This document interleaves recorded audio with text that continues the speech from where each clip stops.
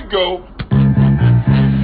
You have the chance to walk off with $500,000. Would you take it? Yeah. This is my review for Jackie Brown, released in 1997. After bursting onto the scene with the almost postmodern and definitely daring Reservoir Dogs in 1992, Quentin Tarantino established himself as a serious player within modern American cinema. Then 2 years later, he released what I consider still to be his best work, Pulp Fiction. Much like Dogs, its fragmented timeline, violence and dialogue, and also direction, prove that Reservoir Dogs wasn't a fluke. It would be Christmas Day in 1997 when Tarantino released his next film, Jackie Brown. Jackie Brown, adapted from novel Rum Punch by Elmore Leonard, seemed an odd choice for his next project. Tarantino had made a name for himself with his writing, and the decision to work on a project written by someone else was a surprise to many. However, he found a way to balance Elmore's work with his own input in what turns out to be one of Tarantino's most solid films.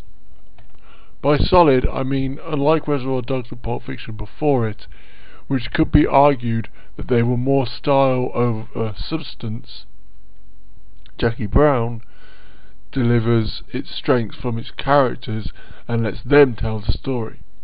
With a great cast from top to bottom, including Samuel L. Jackson, Pam Grier, Robert De Niro, Robert Forster, Michael Keaton and Bridget Fonda, also, more so than his previous films, it's the subtleties within the characters that sells them, whether it's Fonda's laid-back performance as surfer chick Melanie, or Robert De Niro playing a man who is released from prison, slowly getting back used to life outside again.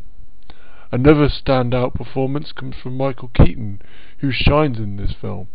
Samuel L. Jackson is of course great, in possibly his most evil role. The soundtrack is also a key factor of this movie, with blues and soul tracks adding to the depth of the film. Its narrative is far more linear than other Quentin Tarantino films, telling the story in the most part, in order.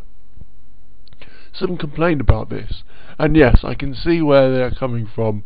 Once a director, an auteur director such as Quentin Tarantino, goes against his usual style, it may come as a shock. However, if you are worried about this, I ask you to try and ignore that and watch it for the great character study it is. All in all, this is fantastic work. Though maybe not as daring or loud as his other films, it's a subtle, well-made movie that is a great lesson in storytelling.